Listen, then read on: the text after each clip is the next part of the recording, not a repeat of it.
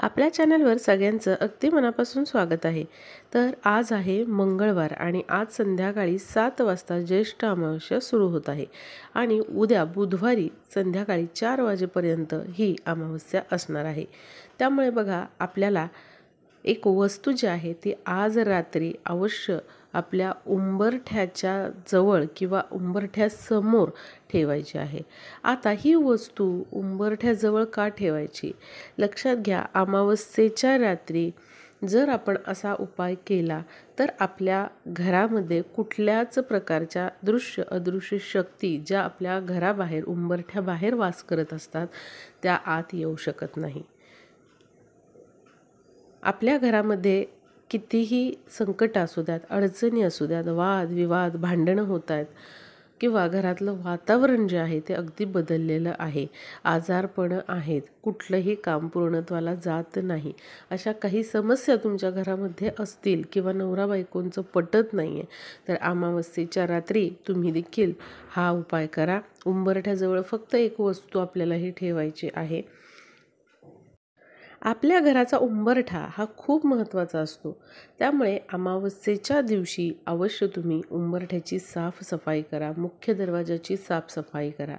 लक्षात घ्या, जिथे अस्वच्छता आहे किंवा जिथे जाळी जळमटं आहेत त्या ठिकाणीच नकारात्मक ऊर्जा जास्त आकर्षित होते। त्यामुळे अमावस्येच्या दिवशी आपल्याला आपल्या उंबरठ्याची मुख्य दरवाजाची मुख्य करून स्वच्छता करायची आहे। स्वच्छ चांगलं कापड घ्या, ते ओलं करून घ्या आणि उंबरठा त्याचबरोबर मुख्य दरवाजा त्या कापडाने पुसून घ्या। अमावस्येच्या दिवशी अशा प्रकारे जर तुम्ही स्वच्छता केली घरातली किंवा उंबरठ्याची दरवाजाची तर सकारात्मक ऊर्जा जास्त प्रमाणात वाढीस लागते। आता बघा, आपल्या घराबाहेर उंबरठ्याबाहेर काही दृश्य शक्ती असतात आणि या शक्ती आपल्या घरामध्ये येऊ पाहतात। जर आपण ही वस्तू अमावस्येच्या रात्री आपल्या उंबरठ्याजवळ किंवा आपल्या दाराजवळ ठेवली तर या शक्ती आपल्या घरापर्यंत किंवा घराच्या आत पोहोचू शकत नाही, कारण जिथे सकारात्मक शक्ती असतात तिथे वाईट शक्ती कधीही तग धरू शकत नाही। त्यामुळे हा उपाय नक्की सगळ्यांनी आज रात्री करायचा आहे। यामुळे बघा, आपल्या घरातील अनेक प्रकारची संकट, समस्या, अडचणी या दूर होतात। त्यामुळे नक्की अमावस्येच्या रात्री हा उपाय सगळ्यांनी करायचा आहे। अगदी 2 मिनिटाचा उपाय आहे, पण दर अमावस्येला ज्या घरामध्ये हा उपाय केला जातो त्या घरामध्ये नेहमी सुख, शांती, समाधान नांदतं किंवा ज्या काही वाईट शक्ती आहेत त्या घरामध्ये प्रवेश करत नाहीत। बघा, अमावस्येच्या दिवशी वाईट त्याचबरोबर चांगल्या शक्ती या अधिक प्रमाणामध्ये सक्रिय असतात।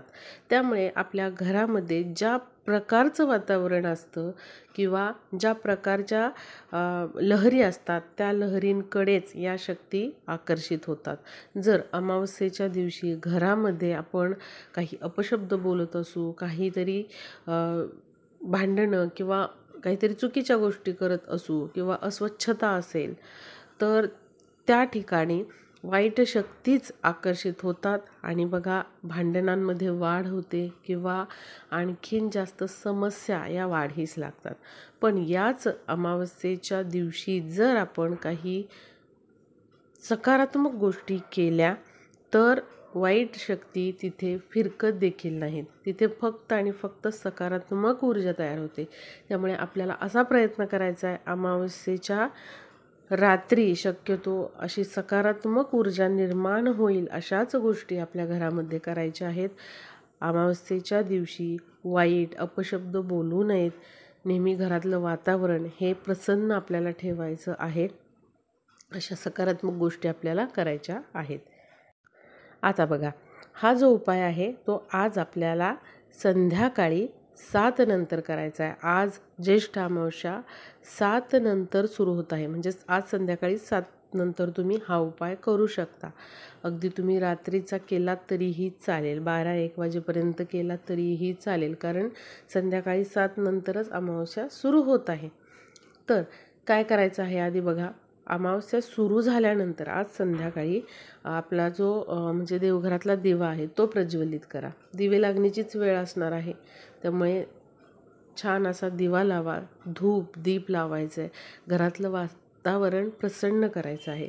म्हणजे तुम्ही अगरबत्ती लावा, धूप लावा, पण घरातलं वातावरण प्रसन्न करा. कापूर जो असतो, कापूर आणि लवंग जाळा. हे काम करायला विसरायचं नाही आहे आपल्याला. यामुळे सकारात्मक ऊर्जा घरामध्ये जास्त वाढीस लागते. कापूर आणि लवंगाचा उपाय अवश्य अमावस्येला करायचा आहे. आणि माता लक्ष्मीचा जो बीजमंत्र आहे श्रीम श्रीम, या मंत्राचा तुम्ही जप करायचा आहे.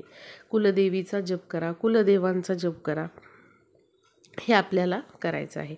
आता जे मुख्य दार आहे त्याची स्वच्छता तुम्ही आधीच करून ठेवली तरीही चालेल. सकाळी कधीही दिवसभरात केली तरीही चालेल, किंवा संध्याकाळी थोडासा तो दरवाजा आणि उंबरठा पुसून घ्या.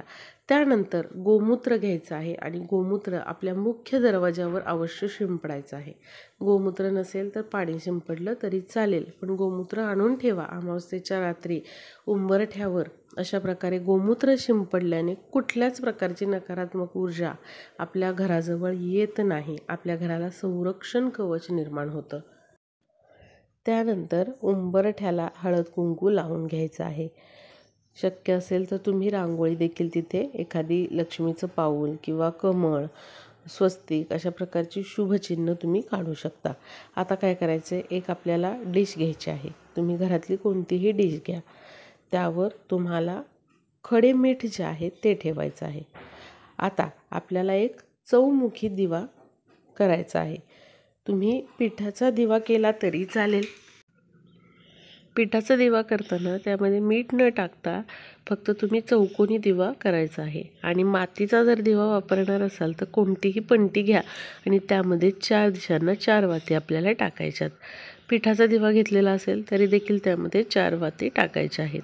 असा हा चौमुखी दिवा आपल्याला मिठाच्या जिथे आपण मीठ ठेवलेलं आहे डिशमध्ये त्यावर हा दिवा ठेवायचा आहे.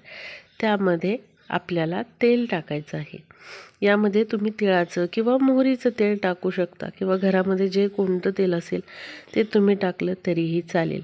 आता असा हा दिवा तुम्हाला प्रज्वलित करायचा आहे आणि तुमच्या उंबऱ्याच्या जवळ किंवा मुख्य दाराच्या जवळ तुम्हाला उजव्या किंवा डाव्या बाजूला हा दिवा ठेवायचा आहे.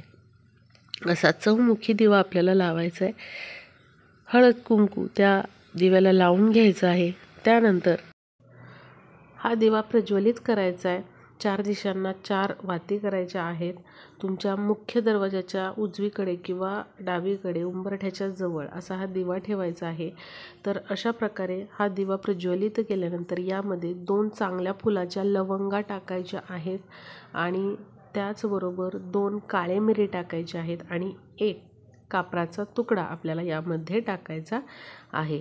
आणि तिथे बसून तुम्हाला श्रीम श्रीम या माता लक्ष्मीच्या बीजमंत्राचा 11 वेळा जप करायचा आहे. तुमच्या कुलदेवीचा, कुलदेवांचा, जे कोणते इष्टदैवत तुमचे असतील, गुरु मानलेले असतील तुम्ही, त्यांचा जप करायचा आहे. त्यानंतर ओम काल भैरवनाथाय नमः या मंत्राचा 11 वेळा जप करायचा आहे आणि तो दिवा तसाच आपल्याला तिथे ठेवायचा आहे. जेवढा वेळ प्रज्वलित राहतोय तेवढा वेळ तिथे आपल्याला हा दिवा ठेवायचा आहे. त्याचबरोबर अजून एक छोटीशी डिश घ्या किंवा एखादा पेपरचा कागद घ्या. त्यावर थोडासा दही भात तिथेच दिव्याच्या शेजारी ठेवायचा आहे. लक्षात घ्या, जेव्हा आपण अमावस्येच्या रात्री अशा प्रकारे चौमुखी दिवा लावतो आणि त्याचबरोबर अशा प्रकारे दही भात जेव्हा दिव्याच्या शेजारी ठेवतो, तेव्हा ज्या काही दृश्य अदृश्य शक्ती आहेत, ज्यांचा वावर आपल्या घराच्या बाहेर उंबरठ्याच्या बाहेर नेहमीच असतो, त्या शक्ती या दिव्याने आणि त्याचबरोबर दही भाताने तृप्त होतात. त्याचबरोबर आपल्या पितरांचा वास देखील आपल्या उंबरठ्याजवळ असतो.